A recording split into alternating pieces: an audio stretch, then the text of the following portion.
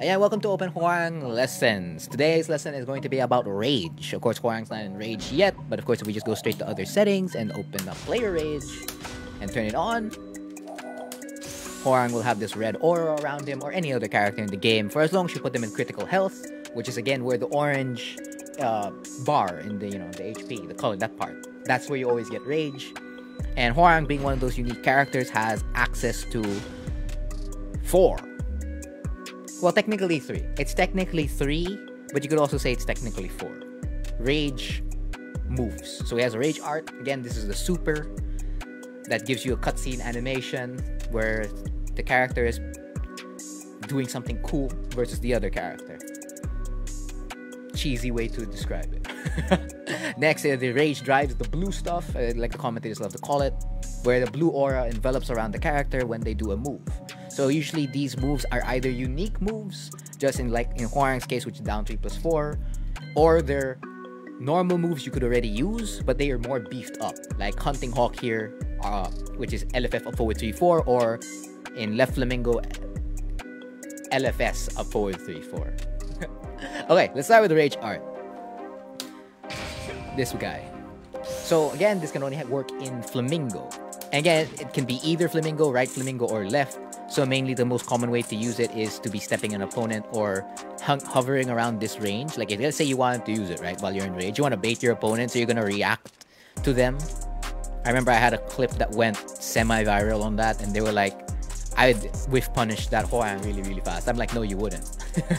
You wouldn't, because the moment you press your button, I'm going to press my button. And I have, again, rage arts act like a power crush, so it's going to armor through you and you're going to lose. That's like one of the ways to use the rage art as a deterrent or threat, right? While in Flamingo. Of course, you don't want to be too close because you won't be able to react that fast. However, if you're pretty far, you'd be able to react. Assuming they're pressing a button. If they're doing movement into, like, let's say a God Fist, you probably might not be able to react to that. But again, it's discretion, player discretion, so you might be able to. If you can react to it, great. If you can't, use with caution. Now, of course, this is the major tidbit about this rage art, is that if you do F neutral 4 into rage art or forward 3 into rage art, it is infinitely slower than just pressing the rage art button. Why? Look at it. Look at it. Look how fast Hwoarang goes compared to me doing it manually. Do you notice a difference? Because I definitely notice a difference, and I'll show you. We're gonna have QCB 2-4 and QCB 2-3. All Hwoarang needs to do is do forward 3 and LFS of forward 4. But let's say you have rage, or you're pretty low on health, and the geese does this for, round ender. You're going to be at a major advantage. So again, if I do it with... Again, it avoids, right? And you can see there's a clear difference. Even if this rage art is faster to start up, with the rage art button, it loses to string. However, if you do it manually, you can get out and punish your opponent. Of course, that's versus that string, right? So again, we're gonna press the rage art button immediately, and just like that, it goes in. And then I'll do it manually, and just like that, it goes in as well. So that's just one of the many small tidbits of the rage arts, when you're using it. Because again, as Hwoarang, you can't panic rage art, because a lot of the characters in this game can wake up rage art, or like if they're being pressured at the wall, rage art immediately, or if they call you out, rage art instantly. Now, of course, if you have a good read on your opponent, doing it manually or doing it like this is not much difference towards it, really. There's just gonna be some scenarios where the rage art button is, while it is fast enough, will still get clipped by the string, right? The string that you are supposedly OSing. In this case, Geese QCB 2-4. So of course, this can be like a frame trap-ish, but at the same time, you gotta remember, this rage art can be avoided. So again, if I have Geese here, stand guard, and I'll have him sidestep right, I'll just do 1-2 into the rage art, and just like that, it's steppable. Again, you can step this on reaction, but players don't trust themselves, and neither do I. I don't trust myself, so it's easier to use a evasive button, whether that steps towards the right or towards the left. But however, if you can step it, far better, because the punishment you'll get is far bigger. Now, of course, a couple of characters have really good ways to beat this Rage Art, even like the moment it gets activated. Lars is one of them. We'll get to Lars in a bit. So again, sidestep right, just to show you that this does not necessarily track at all. This Rage Art is safe at -7. However, even if it is, the fact that it can be stepped just like that and no problem whatsoever is dangerous, of course. And of course, it being from Flamingo does not help either way. But of course, this is the safest thing.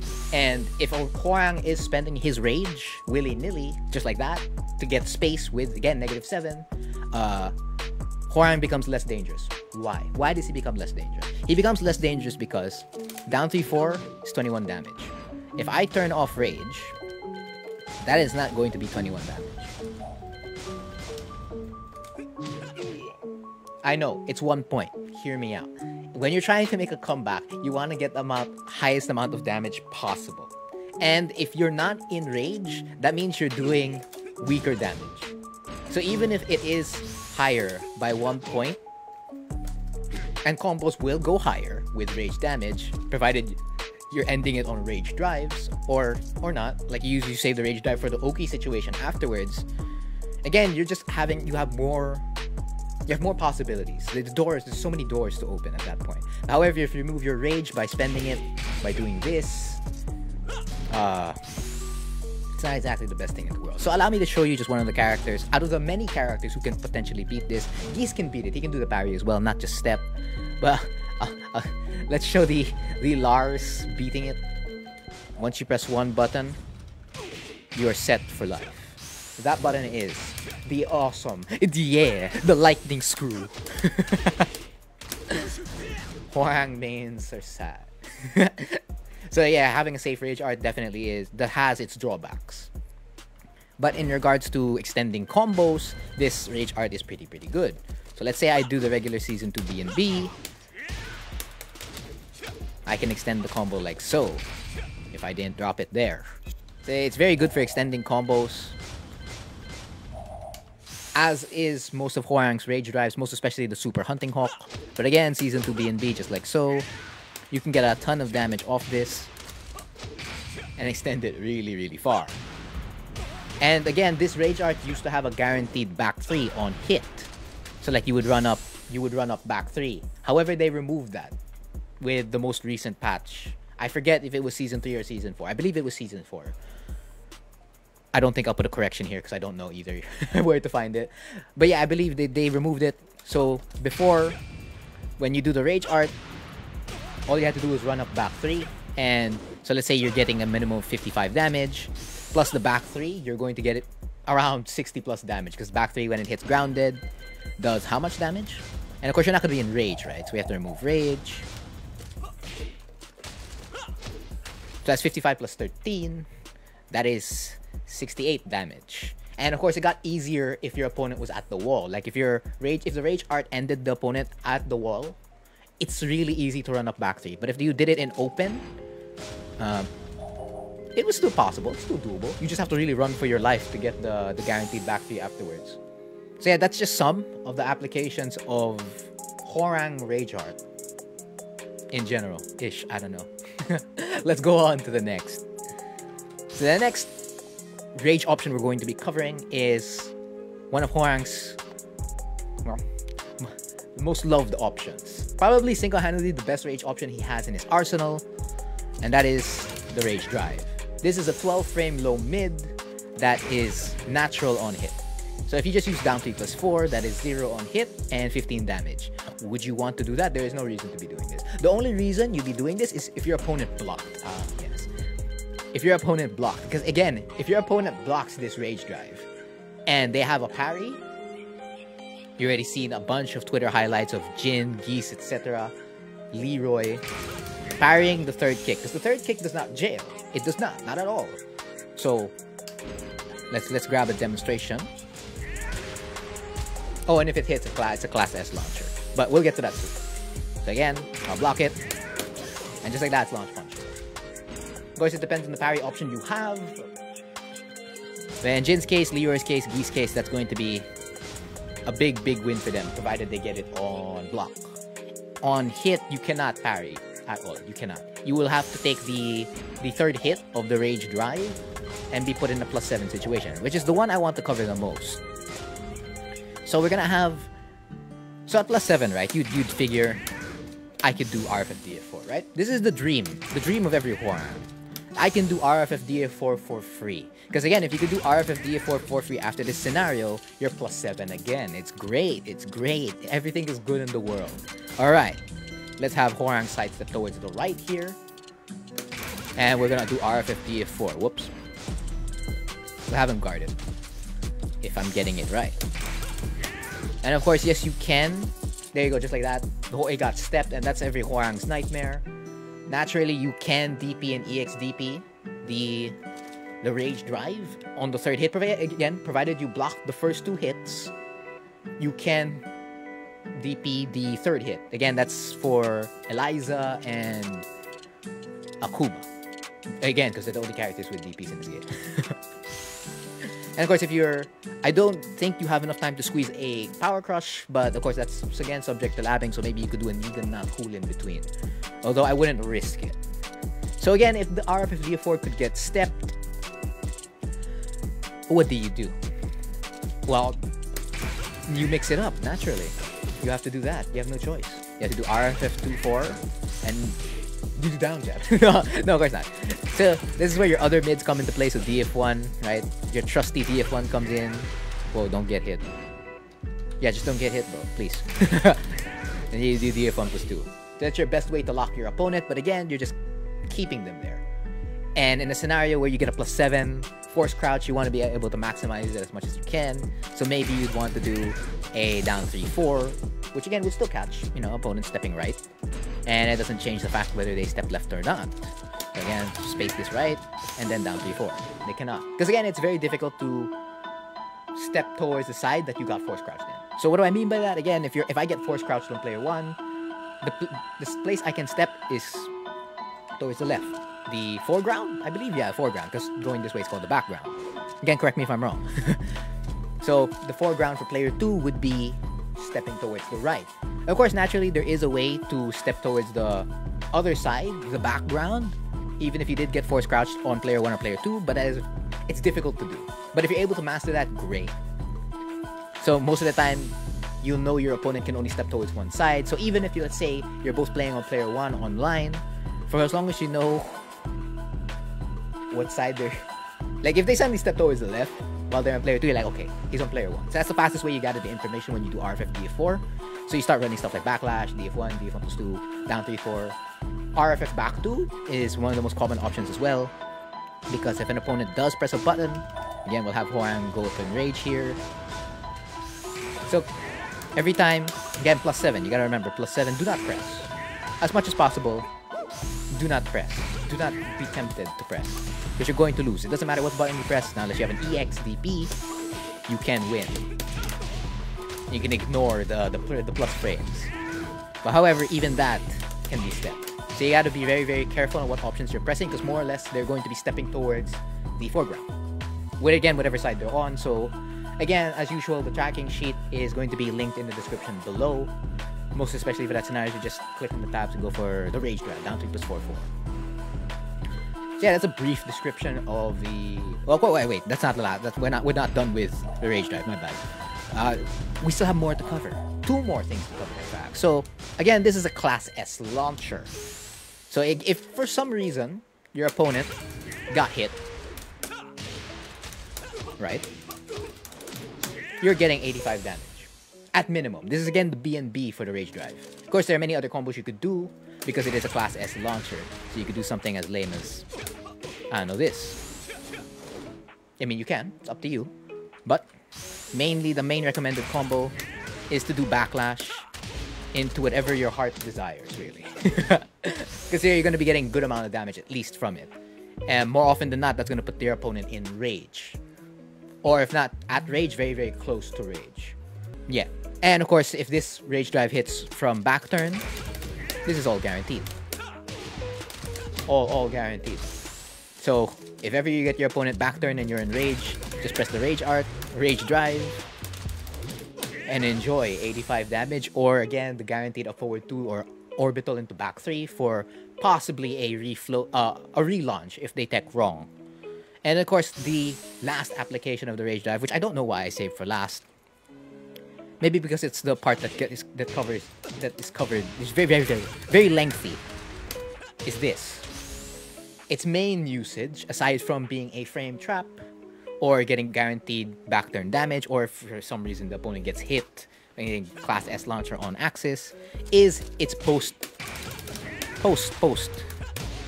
combo spike. So again, it's like one of those Rage Drives, again like Asuka FF1+2, wherein you get guaranteed damage after it. So again, the common option, regardless of the way you ended the combo, is typically RFF-DF3. But allow me to put from weakest to strongest, right? So if you don't want to do RF, again, it also depends on whether you do a long combo or a short combo. That's super important. But in general, the damage, best strongest to weakest, right? So if you do, let's use a short combo in the meantime. If you do RFF-DF3, that's going to be in the middle, right? If you do another option, which is RFF-443, that's going to be the weakest. And then if you go higher, if you don't want to do RFF-DF3, you can do LFF-33. And then if not that, you can do CD3, which is going to be the strongest. Aside from an unscaled LFF-443, which does additional damage. And of course, this increases the amount of damage depending on the combo you do. So the longer your combo is, sometimes the Rage Drives end up with the same damage, like Rage Drive follow-ups end with the same damage, like let's say CD3 and LFF FF3 have the same amount of damage if you do it from a long combo, but in a short combo their damages would differ. It works something like that. So I'll have one example here. We're gonna switch to a walled stage because that's where we're gonna see the differences in terms of combo damage. I mean, we could do it in open, but doing it in open requires you to, what do you call this? So you would tailspin, right? Let's say it's a long combo. You would have to make sure the first hit of the Rage Drive whiffs. And that's, if you're not used to it, you know, whiffing a move in combo, it's going to be very difficult to get. So here we're gonna use the Season 2 B&B, or another version of it. So you can do the Rage Drive by itself here. So that's 97 damage, right? Let's get LFF FF3.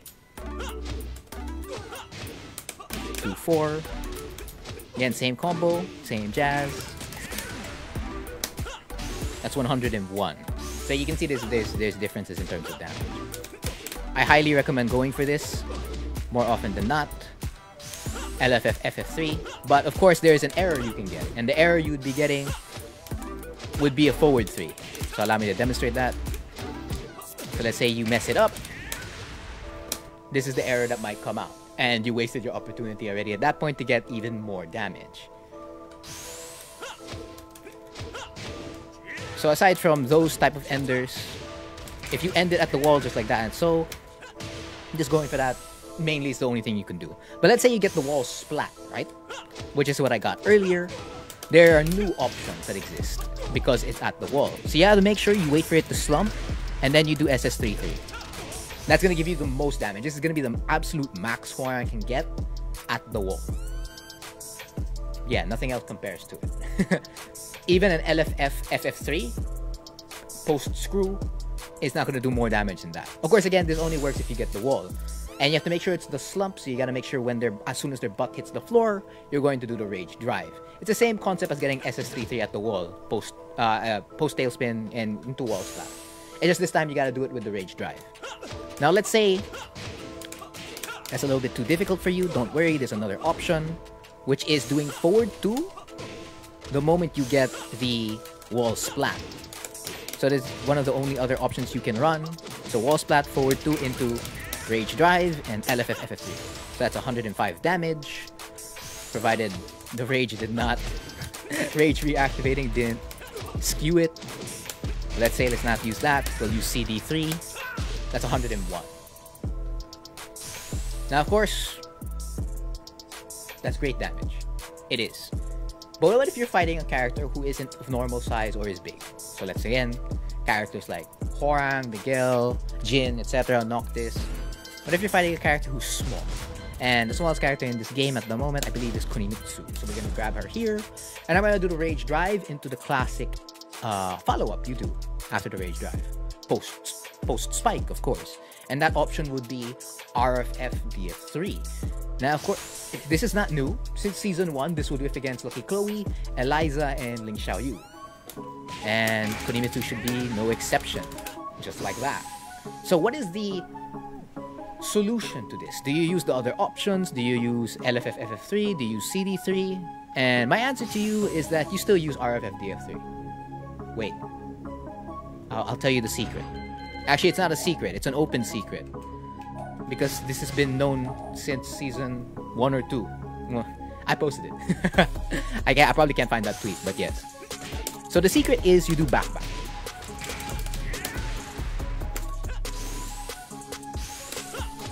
I know I screwed up there. Back-back. So as you can see, before I did DF3, which was the last input in the command history, I pressed back-back. And that connected against Kunimitsu. Now, of course, as she's the smallest character, even if you do back-back, it might miss. There'll be some inconsistencies versus her. So my recommendation versus Kunimitsu would be LFF FF3 or CD3. But let's say you're fighting against Chloe, Eliza, or Ling. Again, that's more consistent. So again, we just grab one of them here. So I'm going to show you 3 times or 5 times straight with the RFF DF3 connecting non-stop. Here we go. 1, 2, 3, 4, and 5. Now, if I didn't do back-back, watch. There's gonna be a major difference here. Oh, it will. So don't forget to always do back-back. Never forget that. Regardless of the character, really. Of course, if it's bears, there's so many more crazy things you can do because again, there's the way their hitbox works and stuff like that. So while stand, last thing about this Rage Drive, right? Before I forget, this Rage Drive is extremely cheap in Forgotten Realm. In Forgotten Realm, it is. Why Frontier? Because it's cheesy. What's the cheese? You can break the floor during the Rage Drive. If you're not a Hwoarang player, you probably wouldn't notice. Or if you haven't fought enough Hwoarangs, you probably wouldn't notice either. Again, let's say I do a regular combo, right? And you do the Rage Drive. Typically, every character in this game, you just get your follow-up, right? There's a couple of characters in this game that, you know, after Rage Drive, they can get a lot more. And Hwoarang is one of them. So again, I do the Rage Drive. All you gotta do is while standing 4-4. Okay, that was a bad example. This is a better example because I'm closer.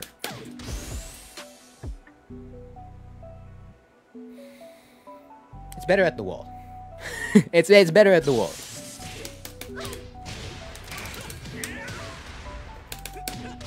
Yeah, it's better at the wall.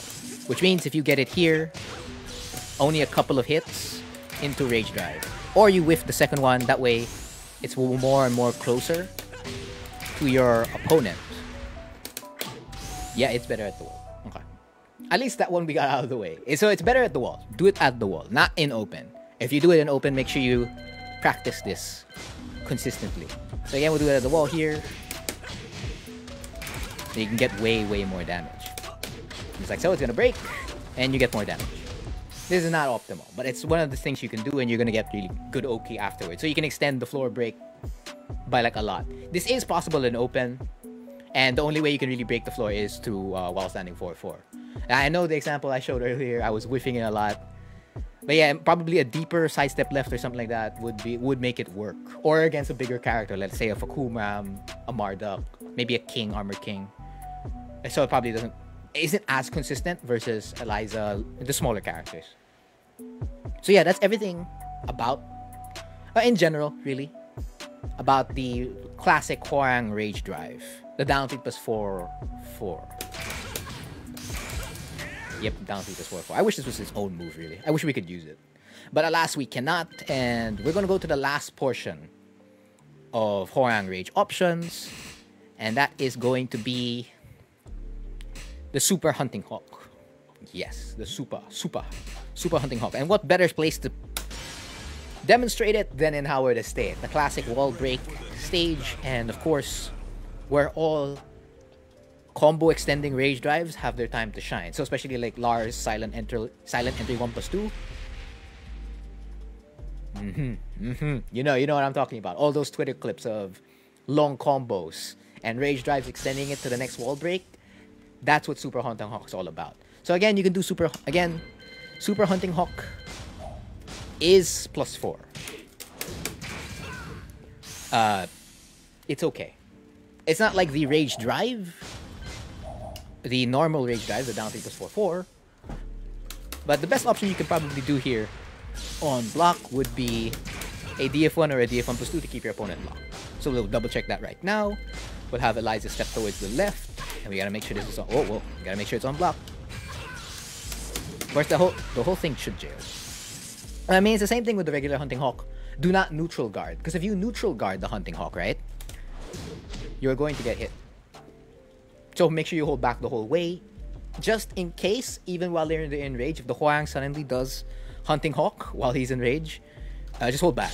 That way you just block the +4. So I don't know if I can get the timing right here. I don't think it's possible in practice mode. Yeah, I don't think so. I don't think the computer can actually guard it. The best way to practice against this rage drive, if you want to test your own options and lab it, is to have it recorded. You record the options. So we're gonna have repeat out option here, and have Hwoarang just do the rage drive into DF1+2. And now it's on me as a player to step these options. Step? Oh no.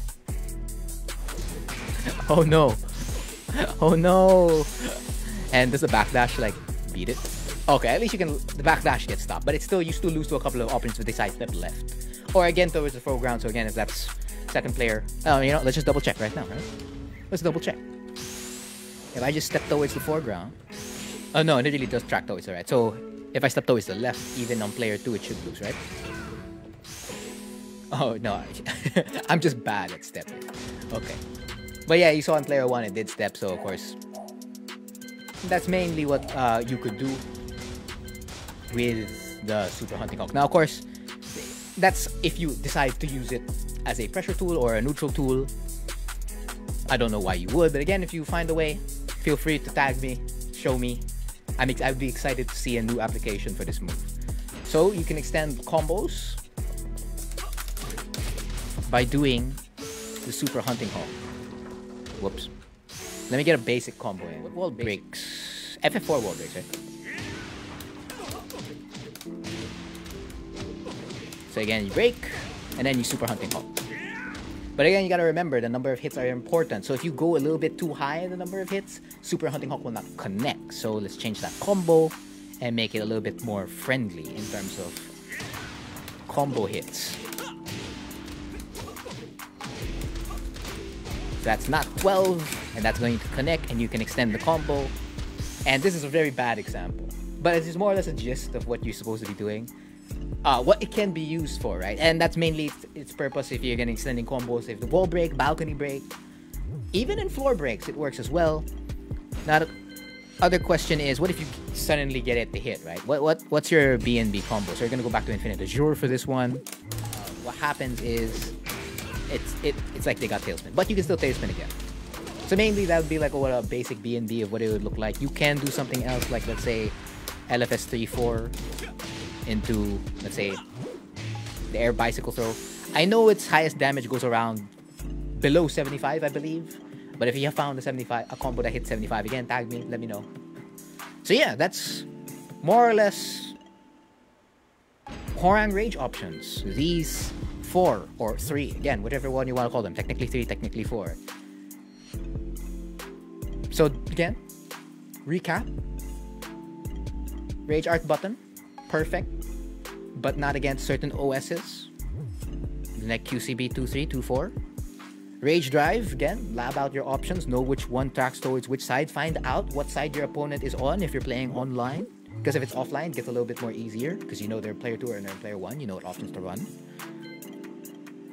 And of course, back if you're gonna do RFFDF3, the Super Hunting Hop, feel free to use it in a neutral as a pressure tool. Again, tag me if you find a really awesome use for it. If not, if it hits, get your combo, guaranteed combo. And if you want to extend your combo, enter Flamingo or dash in Hunting Hawk. And you're gonna get the wall, or you're gonna be really close to the wall, and you're gonna get good Oki for sure, and wall pressure if not. So again, that has been the cheese for today. I've been Frontier, and thank you for watching. Oh, or not.